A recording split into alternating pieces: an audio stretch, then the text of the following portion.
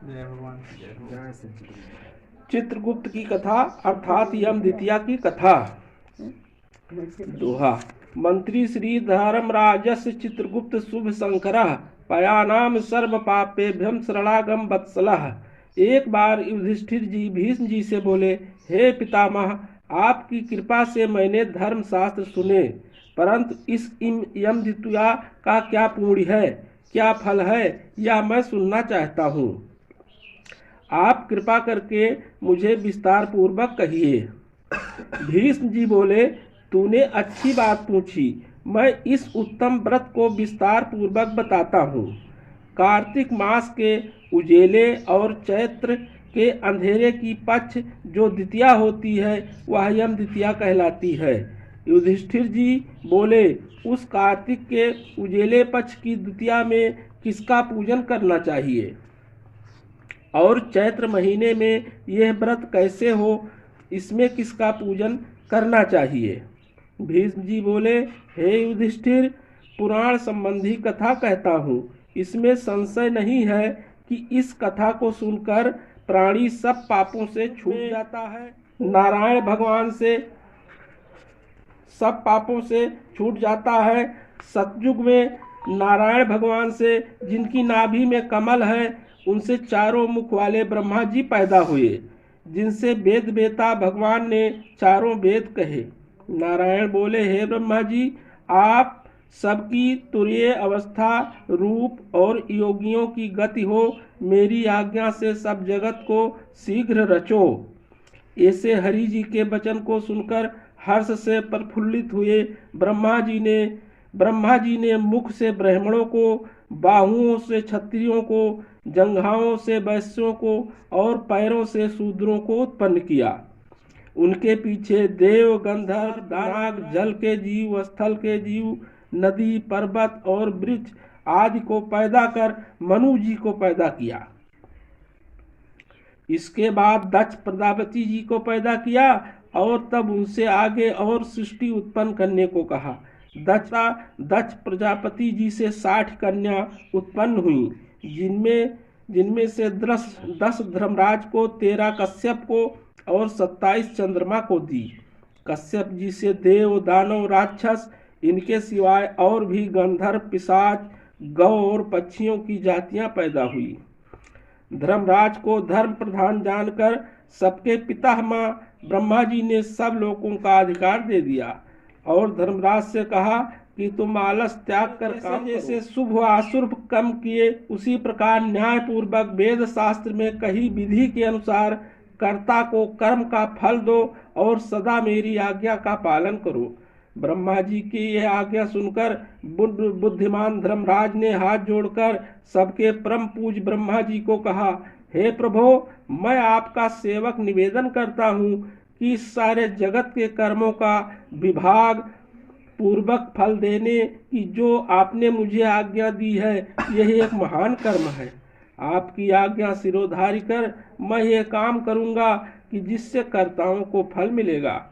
परंतु पूरी सृष्टि में जीव और उनके देह भी अनंत हैं। देश काल, ज्ञात अज्ञात आदि भेदों से कर्म भी अनंत हैं। उनमें कर्ता ने कितने किए, कितने भोगे, कितने शेष हैं और कैसा उनका भोग है, तथा इन कर्मों के मुख्य व गौण भेद से अनेक हो जाते हैं। एवं कर्ता ने कैसे किया, स्वयं किया या दूसरे की प्रेरणा से किया, आदि क्रम चक्र महागहन है।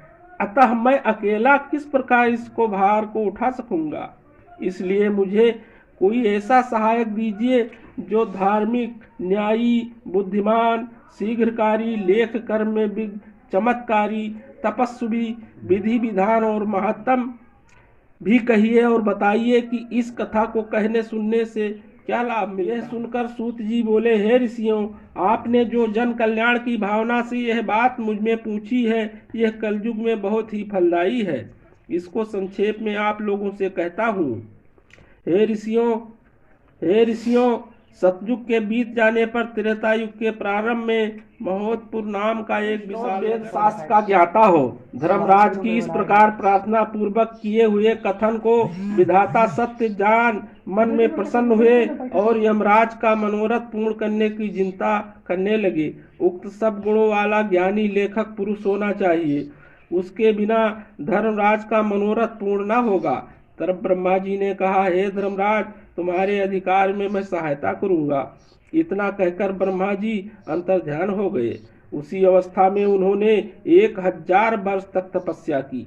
जब समाधि खुली तब अपने सामने श्याम रंग, कमल नयन, शंख सी गर्दन, गूढ़ सिर, चंद्रमा के समान मुख वाले, कलम दवात और पानी हाथ में लिए हुए, महाबुद्धि, देवताओं का मान बढ़ाने वाला, धर्माधर्म के विचार में महाप्रवीण लेखक, कर्म में महाचतुर पुरुष को देखकर उससे पूछा कि तू कौन है।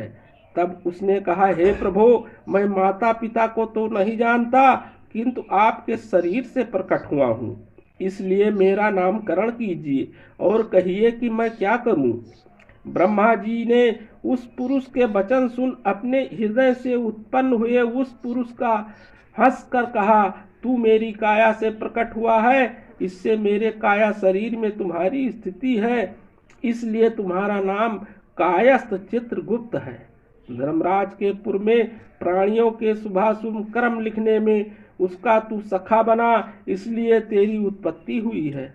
ब्रह्मा जी ने चित्रगुप्त से यह कहकर धर्मराज से कहा, हे धर्मराज, यह उत्तम लेखक तुझको मैंने दिया है, जो संसार में सब कर्म सूत्र की मर्यादा पालन करने के लिए है। और इतना कहकर ब्रह्मा जी अंतर्ध्यान हो गए।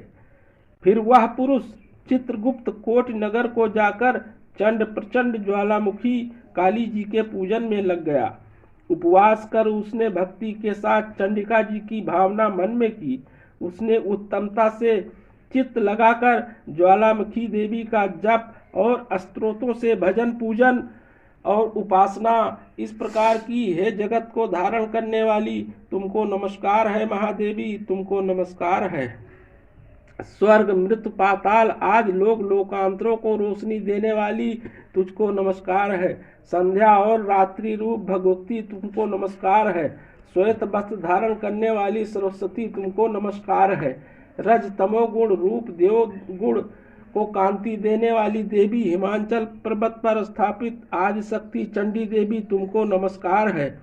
उत्तम और न्यून गुणों से रहित वेद की प्रवृत्ति करने वाली 33 कोट देवी देवताओं को प्रकट करने वाली, निर्गुण रूप निगुण गुण रहित गुणों से परे गुणों को देने वाली, 3 नेत्रों वाली, 3 प्रकार मूर्ति वाली, साधकों को वर देने वाली, दैत्यों का नाश करने वाली, इंद्रादि देवों को राज देने वाली, श्री हरि से पूजित देवी, हे चंडिका, आप इंद्रदादि देव को जैसे वरदान देती हैं, वैसे ही मुझको वरदान दीजिए।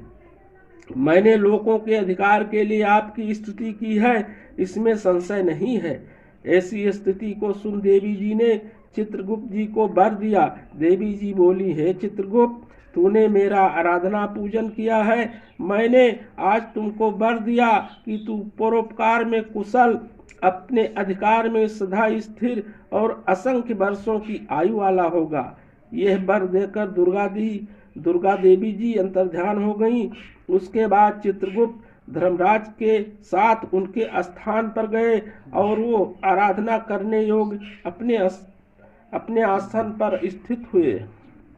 उसी समय ऋषियों में उत्तम ऋषि सुशर्मा ने, जिनका संतान की चाहना थी, उसने ब्रह्मा जी का आराधना किया।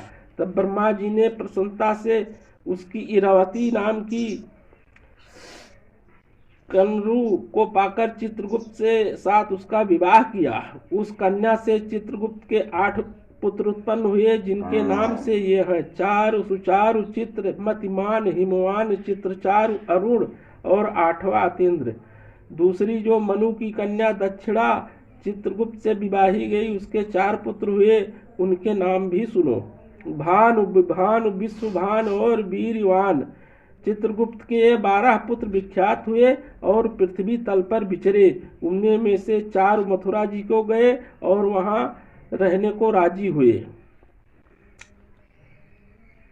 वहां रहने को राजी हुए और माथुर हुए। हे राजन, सुचार गौड़ बंगले को गए, इससे वो गौड़ हुए। चित्रभट नदी के पास नगर को गए, इससे वो भटनागर कहलाए।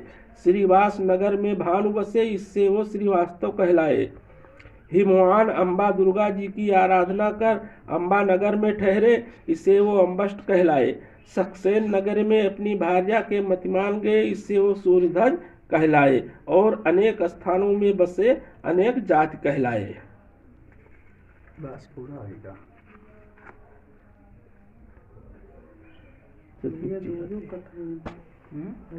कथा